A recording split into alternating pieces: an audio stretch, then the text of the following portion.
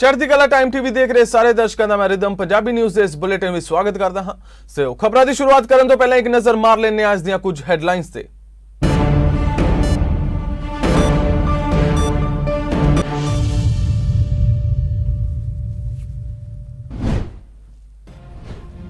खेती कानूनों खिलाफ अंदोलन लगातार जारी। पीएम ने राज्यसभा च दिता दे बयान, कहा अंदोलन खत्म करने लिए किसान, कहा सरकार गलबात लई तैयार, एमएसपी जारी रहने की आखी गल। दिल्ली सिख गुरुद्वारा प्रबंधक कमेटी के प्रधान मनजिंदर सिंह सिरसा ने सांझी की अहम जानकारी, कहा कमेटी के यतन सदका गणतंत्र दिवस मौके वापरे घटनाक्रम मौके गिरफ्तार किए गए 3 नौजवानों की जमानत हुई मंजूर। चमोली जिले के तपोवन नेड़े रैणी पिंड च ग्लेशियर टुटन नाल आई आफत च मारे गए 18 व्यक्तियों दी लाशां बरामद, 202 लोग हाले भी लापता।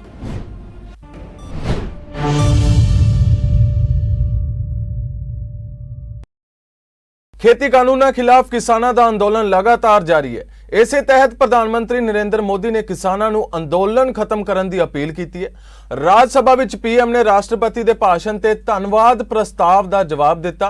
दस दईए कि उच्च सदन विच भाषण ते चर्चा पूरी हो गई। प्रधानमंत्री नरेंद्र मोदी ने किसानों को खेती कानूनों खिलाफ जारी किसान अंदोलन खत्म करने की अपील की। उन्होंने कहा कि खेती सुधार कानूनों को एक मौका दिता जाए ते जे च कोई कमी हुई तो दूर की जाए। इस तो इलावा उन्होंने कहा कि बजुर्गों ते बच्चों की सुरक्षा के मद्देनजर अंदोलन खत्म किया जाए। उन्होंने कहा कि सरकार किसानों नाल गलबात कर रही है। प्रधानमंत्री नरेंद्र मोदी ने किसानों को भरोसा दिता है कि एमएसपी सी एमएसपी है अते एमएसपी रहेगा।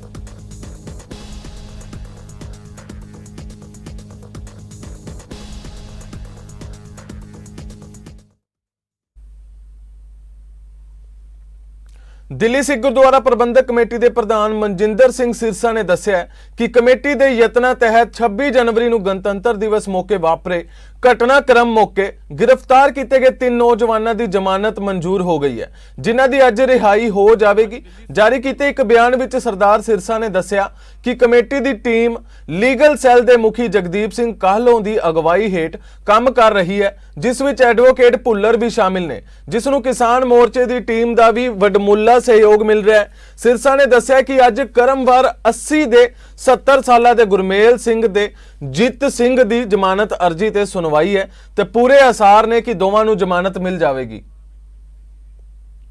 आज दिल्ली सिख गुरुद्वारा मैनेजमेंट कमेटी ने जिहड़े किसान अंदोलन के दौरान कुछ साडे नौजवानों नूं बंद कर दिता गया सी, जिहदे अंदर 120 लोगों के मुकदमे दर्ज करके अरेस्ट किया गया सीगा।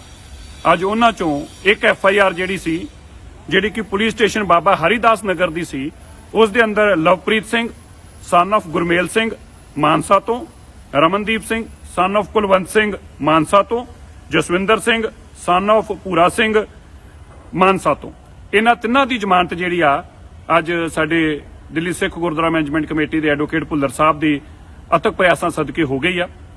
इन्हां तिन्हां नूं कल जेल तो रिहा कर दिता जाएगा। मैं इन्हां दे परिवार नूं बेनती करदा कि संपर्क करन ताकि कल इन्हां नूं रिहा किया जाए। और नाल ही सरदार गुरमेल सिंह जी और सरदार जीत सिंह जी जिहड़े कि 80 साल के साडे बजुर्ग ने और एक 70 साल के, इन्हां दी भी कल बेल एप्लीकेशन लगी आ। दिल्ली गुरुद्वारा मैनेजमेंट कमेटी की पूरी कोशिश रहूगी कि कल इन्हां दी भी जमानत हो जाए। मैं सारे परिवारों में आश्वासन दिवाउणा चाहुंदा है कि असीं डट के इस लड़ाई नूं लड़ रहे हां। साडी कोशिश है कि जिहड़ा अगला हफ्ता है, इस हफ्ते च सारे परिवार जिहड़े 120 ਦੇ 20 साडे परिवारां दा हिस्सा ने, इन्हां सब दीयां जमानतां होण। साडी कोशिश रहूगी कि इस हफ्ते के अंदर सारिਆਂ ਦੀ जमानत हो जाए। और ये जो 3 परिवार 3 मंजियां की जमानत हुई आ, इस केस अंदर तिन्ने ही लड़के सीगे ते तिन्हां दी जमानत हो गई आ।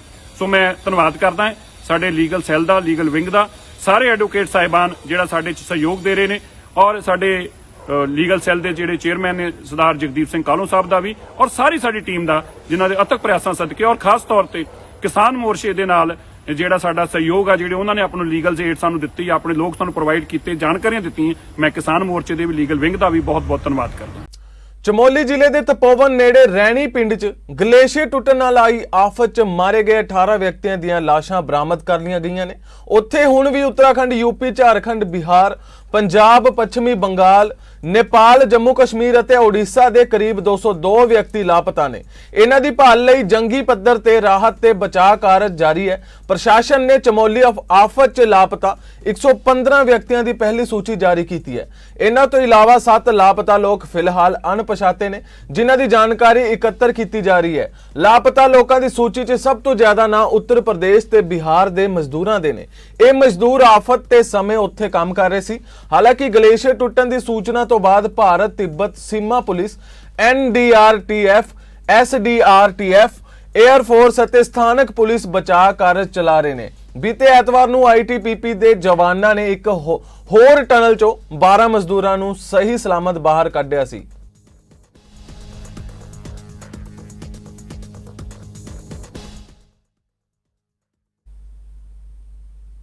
ਆਮ ਆਦਮੀ ਪਾਰਟੀ ਪੰਜਾਬ ਦੇ ਸਹਿ ਇੰਚਾਰਜ ਰਾਘਵ ਚੱਡਾ ਨੇ ਖੇਤੀ ਕਾਨੂੰਨਾਂ ਨੂੰ ਲੈ ਕੇ ਕੇਂਦਰ ਸਰਕਾਰ ਤੇ ਤਿੱਖਾ ਨਿਸ਼ਾਨਾ ਸਾਧਿਆ ਹੈ। ਉਹਨਾਂ ਕਿਹਾ ਕਿ ਕੇਂਦਰ ਸਰਕਾਰ ਕਿਸਾਨਾਂ ਦੀ ਸਮੱਸਿਆ ਨੂੰ ਗੰਭੀਰਤਾ ਨਾਲ ਨਹੀਂ ਲੈ ਰਹੀ। ਰਾਘਵ ਚੱਡਾ ਨੇ BJP ਤੇ ਤਿੱਖਾ ਨਿਸ਼ਾਨਾ ਸਾਧਿਆ।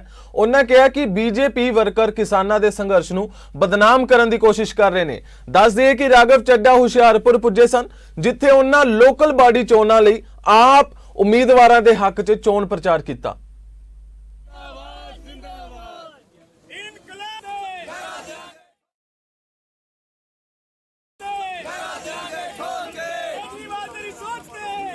पूरी दुनिया में हमारे देश की बदनामी हो रही है। ये बहुत चिंता का विषय है, डिसअपॉइंटिंग है, सैडनिंग है। और ऐसा लगता है कि केंद्र की सरकार, भाजपा सरकार हमारे किसानों को बदनाम करना चाहती है। एक साजिश के तहत कभी उन्हें आतंकवादी कहा जाता है, कभी उनके बीच में ऐसे लोगों को इन्फिल्ट्रेट करा दिया जाता है जो भाजपा के स्लीपर सेल के एजेंट हैं, जो पूरी मूवमेंट को, पूरे संघर्ष को बदनाम करने के लिए काम करते हैं। वहाँ पर बिजली काट दी सिंगू बॉर्डर पे, उनका मोबाइल नेटवर्क छीन लिया उनसे, सड़क पे कीलें गाड़ दी। ऐसा तो जब कोई विदेशी ताकत, विदेशी दुश्मन चीन या पाकिस्तान जब भारत पे हमला करने की सोचता है तो भारत इस प्रकार के काम करता है। आज हमने अपने किसान को दुश्मन बनाने के लिए ऐसा लगता है कि केंद्र की सरकार काम कर रही है, उनसे दुश्मन जैसा बर्ताव कर रही है। ਖੇਤੀ ਕਾਨੂੰਨਾਂ ਨੂੰ ਲੈ ਕੇ ਅੰਦੋਲਨ ਕਰ ਰਹੇ ਕਿਸਾਨਾਂ ਵੱਲੋਂ ਭਾਜਪਾ ਪ੍ਰਧਾਨ ਅਸ਼ਵਨੀ ਸ਼ਰਮਾ ਦਾ ਹੁਸ਼ਿਆਰਪੁਰ 'ਚ ਜ਼ੋਰਦਾਰ ਵਿਰੋਧ ਕੀਤਾ ਗਿਆ। ਜਦੋਂ ਕਿਸਾਨਾਂ ਨੂੰ ਉਹਨਾਂ ਦੀ ਆਮਦ ਦਾ ਪਤਾ ਲੱਗਾ ਤਾਂ ਉਹ ਭਾਜਪਾ ਪ੍ਰਧਾਨ ਦਾ ਵਿਰੋਧ ਕਰਨ ਲਈ ਸਥਾਨਕ ਬਹਾਦਰਪੁਰ ਚੌਂਕ 'ਚ ਪਹੁੰਚ ਗਏ ਅਤੇ ਭਾਜਪਾ ਖਿਲਾਫ ਜੰਮ ਕੇ ਨਾਅਰੇਬਾਜ਼ੀ ਸ਼ੁਰੂ ਕਰ ਦਿੱਤੀ ਗਈ। ਇਸੇ ਦੌਰਾਨ ਵੱਡੀ ਗਿਣਤੀ 'ਚ ਪਹੁੰਚੀ ਪੁਲਿਸ ਫੋਰਸ ਨੇ ਪ੍ਰੈਸ ਕਾਨਫਰੰਸ ਵਾਲੇ ਸਥਾਨ ਨੂੰ ਸਾਰੇ ਪਾਸਿਓਂ ਘੇਰਾ ਪਾ ਲਿਆ ਤੇ ਕਿਸੇ ਵੀ ਕਿਸਾਨ ਨੂੰ ਅੱਗੇ ਨਹੀਂ ਜਾਣ ਦਿੱਤਾ ਗਿਆ। ਕਿਸਾਨਾਂ ਵੱਲੋਂ ਬਹਾਦਰਪੁਰ ਚੌਕ 'ਚ ਧਰਨਾ ਲਗਾ ਕੇ ਕੇਂਦਰ ਸਰਕਾਰ ਖਿਲਾਫ ਨਾਅਰੇਬਾਜ਼ੀ ਕਰਦਿਆਂ ਕਿਹਾ ਕਿ ਉਹ ਭਾਜਪਾ ਲੀਡਰਾਂ ਦਾ ਉਦੋਂ ਤੱਕ ਵਿਰੋਧ ਕਰਦੇ ਰਹਿਣਗੇ ਜਦ ਤੱਕ ਤਿੰਨੋਂ ਖੇਤੀ ਕਾਨੂੰਨ ਵਾਪਸ ਨਹੀਂ ਲੈ ਜਾਂਦੇ। ਇਸ ਮੌਕੇ ਕਿਸਾਨ ਆਗੂ ਹਰਪਾਲ ਸਿੰਘ ਸੰਘਾ ਨੇ ਕਿਹਾ ਕਿ ਉਹ ਪੂਰੀ ਤਰ੍ਹਾਂ ਕਿਸਾਨਾਂ ਨੂੰ ਸਮਰਪਿਤ ਹਨ ਅਤੇ ਜੋ ਵੀ ਕਿਸਾਨਾਂ ਦੇ ਵਿਰੋਧ 'ਚ ਆਵਾਜ਼ ਉਠਾਏਗਾ ਉਸ ਦਾ ਡਟਵਾਂ ਵਿਰੋਧ ਕੀਤਾ ਜਾਵੇਗਾ।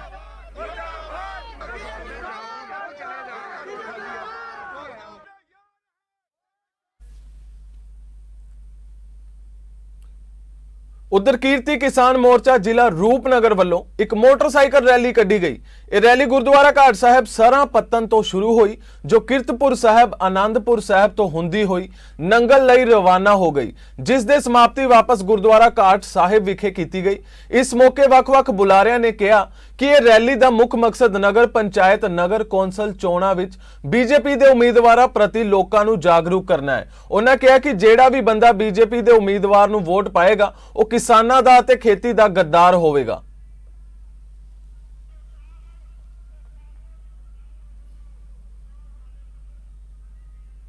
नंगल विच भी नगर कौंसल चोणां लई चोण प्रचार करन लई पुजे पंजाब बीजेपी के प्रधान अश्वनी शर्मा ने किसानां दे विरोध तां कीती। इस मौके पुलिस ने मुस्तैदी विखाउंदिआं किसानां नूं रस्ते 'च रोक लिया। किसानां ने कहा कि बीजेपी की अगवाई वाली केंद्र सरकार किसान विरोधी कदम चुक रही है जो बर्दाश्त नहीं किए जाणगे।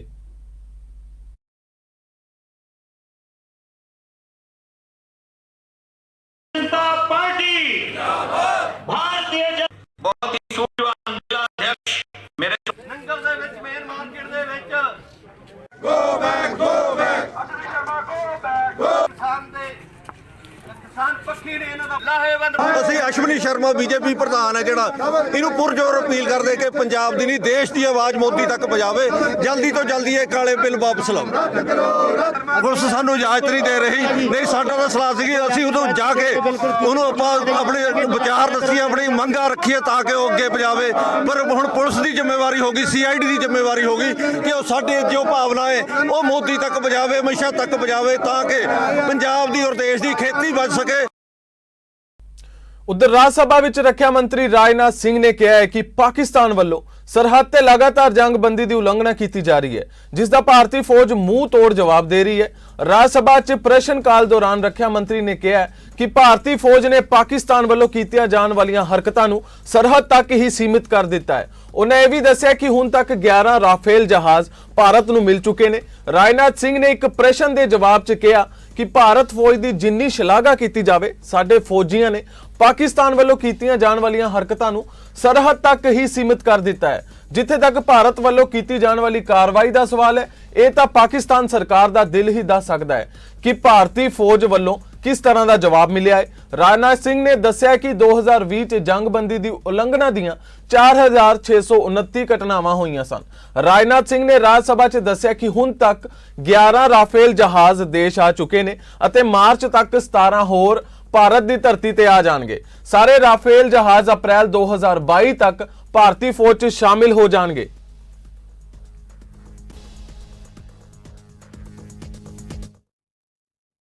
ਆਮ ਆਦਮੀ ਪਾਰਟੀ ਪੰਜਾਬ ਨੂੰ ਉਸ ਸਮੇਂ ਵੱਡੀ ਮਜ਼ਬੂਤੀ ਮਿਲੀ ਜਦੋਂ ਪੰਜਾਬ ਦੇ ਵੱਖ-ਵੱਖ ਜ਼ਿਲ੍ਹਿਆਂ ਵਿੱਚੋਂ ਵੱਡੀ ਗਿਣਤੀ 'ਚ ਵੱਖ-ਵੱਖ ਖੇਤਰ ਵਿੱਚ ਕੰਮ ਕਰਨ ਵਾਲੇ ਵਿਅਕਤੀਆਂ ਨੇ ਆਪ ਵਿੱਚ ਸ਼ਾਮਿਲ ਹੋਣ ਦਾ ਐਲਾਨ ਕਰ ਦਿੱਤਾ।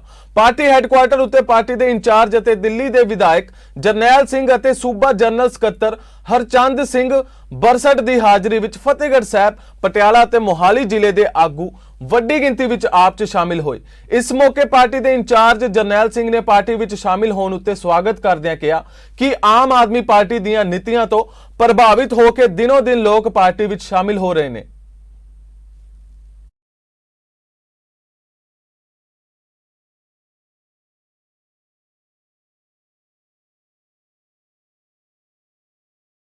देखो सरासर जो दोगलापन होंदा है वो जाहिर होंदा है प्रधानमंत्री जी ਦੇ ਇਸ ਬਿਆਨ ਤੋਂ।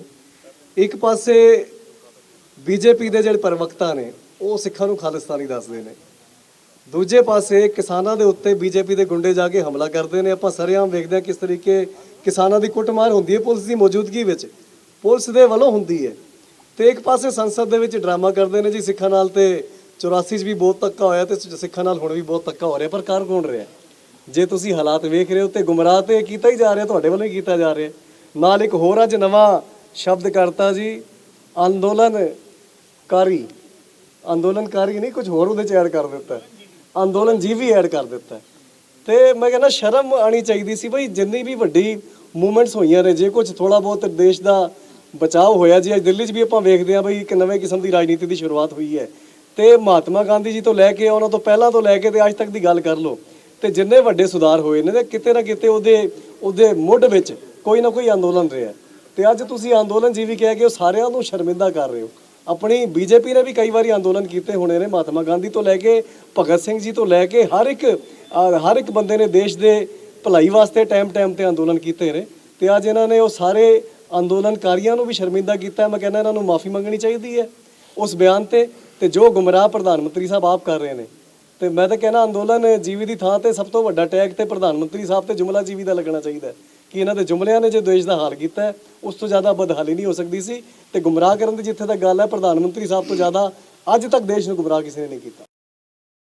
ਕੇਂਦਰ ਸਰਕਾਰ ਦੁਆਰਾ ਪਾਸ ਕੀਤੇ ਗਏ ਖੇਤੀਬਾੜੀ ਦੇ ਕਾਲੇ ਕਾਨੂੰਨਾਂ ਦੇ ਖਿਲਾਫ ਬਠਿੰਡਾ ਵਿਖੇ ਵੱਡੀ ਗਿਣਤੀ ਵਿੱਚ ਇਕੱਠੇ ਹੋਏ ਸੀਨੀਅਰ ਸਿਟੀਜ਼ਨ ਵੱਲੋਂ ਸਤਨਾਮ ਵਾਹਿਗੁਰੂ ਦਾ ਜਾਪ ਕਰਦਿਆਂ ਕਾਲੀਆਂ ਪੱਟੀਆਂ ਬੰਨ੍ਹ ਕੇ ਰੋਸ ਪ੍ਰਦਰਸ਼ਨ ਕੀਤਾ ਗਿਆ। ਇਸ ਮੌਕੇ ਸੀਨੀਅਰ ਸਿਟੀਜ਼ਨ ਭਰਪੂਰ ਸਿੰਘ, ਬਲਵਿੰਦਰ ਸਿੰਘ ਬਰਾੜ ਨੇ ਕਿਹਾ ਕਿ ਖੇਤੀਬਾੜੀ ਨਾਲ ਸੰਬੰਧਿਤ ਤਿੰਨੇ ਕਾਲੇ ਕਾਨੂੰਨਾਂ ਨੂੰ ਰੱਦ ਕਰਵਾਉਣ ਲਈ ਕਰੀਬ 2 ਮਹੀਨਿਆਂ ਤੋਂ ਬੈਠੇ ਕਿਸਾਨਾਂ ਦੀ ਆਵਾਜ਼ ਕੇਂਦਰ ਸਰਕਾਰ ਵੱਲੋਂ ਨਹੀਂ ਸੁਣੀ ਜਾ ਰਹੀ, ਜਿਸ ਕਰਕੇ ਪੰਜਾਬ ਦਾ ਹਰ ਵਰਗ ਕੇਂਦਰ ਸਰਕਾਰ ਖਿਲਾਫ ਪ੍ਰਦਰਸ਼ਨ ਕਰ ਰਿਹਾ ਹੈ। ਉਹਨਾਂ ਕਿਹਾ ਕਿ ਇਹਨਾਂ ਕਾਲੇ ਕਾਨੂੰਨਾਂ ਨੂੰ ਕੇਂਦਰ ਸਰਕਾਰ ਜਲਦ ਰੱਦ ਕਰੇ। ਇਸ ਮੌਕੇ ਡਿਪਟੀ ਕਮਿਸ਼ਨਰ ਬਠਿੰਡਾ ਨੂੰ ਇਹਨਾਂ ਸੀਨੀਅਰ ਸਿਟੀਜ਼ਨਸ ਵੱਲੋਂ ਆਪਣਾ ਮੰਗ ਪੱਤਰ ਸੌਂਪਿਆ ਗਿਆ।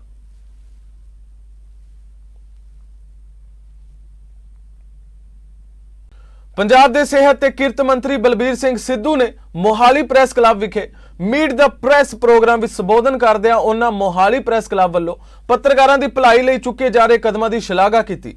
ਕੈਬਨਿਟ ਮੰਤਰੀ ਨੇ ਸ਼੍ਰੋਮਣੀ ਅਕਾਲੀ ਦਲ ਦੇ ਪ੍ਰਧਾਨ ਅਤੇ ਮੈਂਬਰ ਪਾਰਲੀਮੈਂਟ ਸੁਖਬੀਰ ਸਿੰਘ ਬਾਦਲ ਉੱਤੇ ਦੋਸ਼ ਲਗਾਇਆ ਕਿ ਉਹ ਪਾਰਲੀਮੈਂਟ ਵਿੱਚ ਖੇਤੀ ਕਾਨੂੰਨਾਂ ਪ੍ਰਤੀ ਹੋ ਰਹੀ ਬਹਿਸ ਵਿੱਚ ਸ਼ਾਮਿਲ ਹੋਣ ਦੀ ਨਗਰ ਨਿਗਮ ਤੇ ਨਗਰ ਪ੍ਰੀਸ਼ਦ ਚੋਣਾਂ ਲਈ ਹਿਲਜੁਲ ਕਰ ਰਹੇ ਨੇ। ਉਹਨਾਂ ਕਿਹਾ ਕਿ ਬਾਦਲ ਨੇ ਜੇਕਰ ਪਾਰਲੀਮੈਂਟ ਵਿੱਚ ਨਹੀਂ ਜਾਣਾ ਸੀ ਤਾਂ ਉਹ ਮੁੱਖ ਮੰਤਰੀ ਪੰਜਾਬ ਕੈਪਟਨ ਅਮਰਿੰਦਰ ਸਿੰਘ ਵੱਲੋਂ ਬੁਲਾਈ ਗਈ ਸਰਬ ਪਾਰਟੀ ਮੀਟਿੰਗ ਵਿੱਚ ਜ਼ਰੂਰ ਜਾਣਾ ਚਾਹੀਦਾ ਸੀ।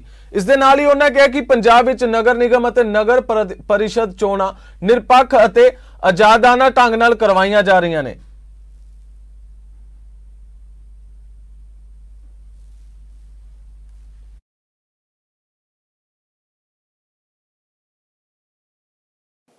ਵਿੱਚ ਪਾਰਲੀਮੈਂਟ ਚੱਲ ਰਹੀ ਹੈ ਔਰ ਪਾਰਲੀਮੈਂਟ ਦੇ ਵਿੱਚ ਕਿਸਾਨੀ ਦਾ ਮੁੱਦਾ ਇਸ ਵੇਲੇ ਸਭ ਤੋਂ ਵੱਡਾ ਮੁੱਦਾ ਬਣਿਆ ਹੋਇਆ ਤੇ ਸੁਖਬੀਰ ਸਿੰਘ ਬਾਦਲ ਬਜਾਏ ਉੱਥੇ ਜਾਣ ਦੇ ਪਲੱਸ ਦੂਜੇ ਪਾਸੇ ਸਾਡੇ ਮੁੱਖ ਮੰਤਰੀ ਸਾਹਿਬ ਨੇ ਇੱਥੇ ਸਰਬ ਪਾਰਟੀ ਮੀਟਿੰਗ ਬੁਲਾਈ ਬਜਾਏ ਉੱਥੇ ਜਾਣ ਦੇ ਉਹ 150 ਬੰਦੇ ਦੀ ਬਰਾਤ ਲੈ ਕੇ ਉੱਥੇ ਪਹੁੰਚ ਗਿਆ ਆਪਣੇ ਜਲਾਲਾਬਾਦ। ਦੱਸੋ ਉਹਦਾ ਉੱਥੇ ਜਾਣ ਦਾ ਕੀ ਹੱਕ ਸੀ? ਜੇ ਉਹ ਜਿੱਥੇ ਉਹਨੂੰ ਜਾ ਕੇ ਜਿਸ ਪਲੇਟਫਾਰਮ ਜੇ ਉਹ ਇੰਨੇ ਕਿਸਾਨਾਂ ਦੇ ਮਦਈ ਹੁੰਦੇ ਤਾਂ ਉੱਥੇ ਜਾ ਕੇ ਪਾਰਲੀਮੈਂਟ 'ਚ ਗੱਲ ਕਰਦਾ ਜਾਂ ਸਰਬ ਪਾਰਟੀ ਮੀਟਿੰਗ ਜਾ ਕੇ ਗੱਲ ਕਰਦਾ, ਚਾਹੇ ਅਪੋਜ਼ ਕਰਦਾ, ਲੇਕਿਨ ਇੱਥੇ ਆਉਣੇ ਦੇ ਕੋਸ਼ਿਸ਼ ਕਰਨਾ ਜ਼ਰੂਰੀ ਸੀਗਾ। ਚੰਡੀਗੜ੍ਹ ਦੇ ਸੈਕਟਰ 18 ਦੇ Chandigarh state cooperative bank limited 'ਚ ਦਿਨ ਦਿਹਾੜੇ ਤਕਰੀਬਨ 10 ਲੱਖ ਦੀ ਲੁੱਟ ਦਾ ਮਾਮਲਾ ਸਾਹਮਣੇ ਆਇਆ ਹੈ। ਦੱਸਿਆ ਜਾ ਰਿਹਾ ਹੈ ਕਿ ਇੱਕ ਨੌਜਵਾਨ ਨੇ ਪਿਸਟਲ ਦੀ ਨੋਕ ਤੇ ਵਾਰਦਾਤ ਨੂੰ ਅੰਜਾਮ ਦਿੱਤਾ ਤੇ ਮੌਕੇ ਤੋਂ ਫਰਾਰ ਹੋ ਗਿਆ। ਪੁਲਿਸ ਵੱਲੋਂ ਸੀਸੀਟੀਵੀ ਫੁਟੇਜ ਖੰਗਾਲ ਕੇ ਮਾਮਲੇ ਦੀ ਤਫਤੀਸ਼ ਕੀਤੀ ਜਾ ਰਹੀ ਹੈ।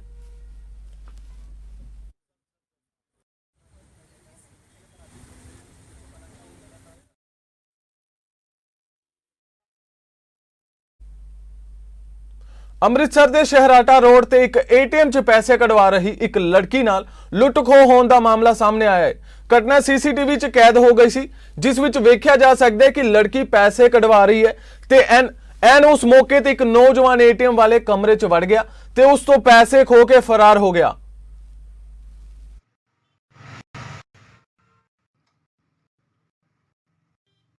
जीआरपी पुलिस संगरूर ਨੂੰ ਉਸ ਸਮੇਂ ਵੱਡੀ ਸਫਲਤਾ ਮਿਲੀ ਜਦੋਂ ਇੱਕ ਵਿਅਕਤੀ ਪਾਸੋਂ ਚਾਈਨਾ ਡੋਰ ਦੇ 230 ਗੱਟੂ ਕਾਬੂ ਕਰਕੇ ਉਸ ਨੂੰ ਹਿਰਾਸਤ ਵਿੱਚ ਲਿਆ ਤੇ ਧਾਰਾ 188 ਆਈਪੀਸੀ ਦੇ ਤਹਿਤ ਮਾਮਲਾ ਦਰਜ ਕਰ ਅਗਲੀ ਕਾਰਵਾਈ ਸ਼ੁਰੂ ਕੀਤੀ। ਉਧਰ ਫੜੇ ਗਏ ਵਿਅਕਤੀ ਨੇ ਗਲਤੀ ਕਬੂਲ ਕੀਤੀ ਹੈ। ਰੇਲਵੇ ਪੁਲਿਸ ਦੇ ਐਸਐਚਓ ਨੇ ਦੱਸਿਆ ਕਿ ਮੁਲਜ਼ਮ ਖਿਲਾਫ ਕਾਨੂੰਨੀ ਕਾਰਵਾਈ ਕੀਤੀ ਜਾ ਰਹੀ ਹੈ।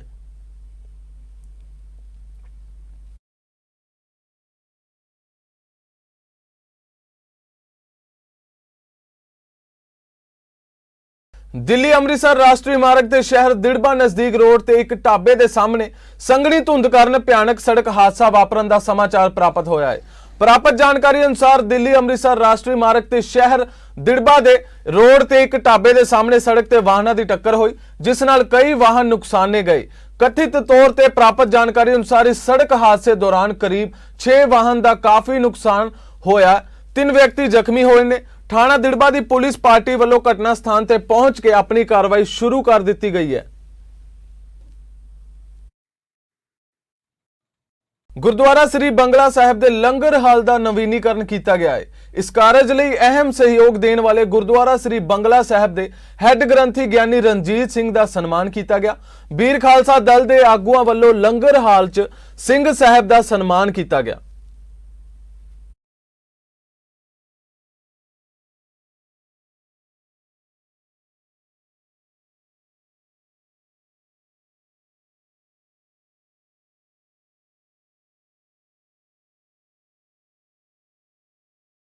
ਪੰਜਾਬੀ ਨਿਊਜ਼ ਦੇ ਇਸ ਬੁਲੇਟਿਨ ਵਿੱਚ ਫਿਲਹਾਲ ਇੰਨਾ ਹੀ। ਹੋਰ ਤਾਜ਼ਾ ਖਬਰਾਂ ਦੇ ਲਈ ਤੁਸੀਂ ਜੁੜੇ ਰਹੋ ਚੜ੍ਹਦੀ ਕਲਾ ਟਾਈਮ ਟੀਵੀ ਦੇ ਨਾਲ। ਮੈਨੂੰ ਦਿਓ ਆਗਿਆ। ਧੰਨਵਾਦ।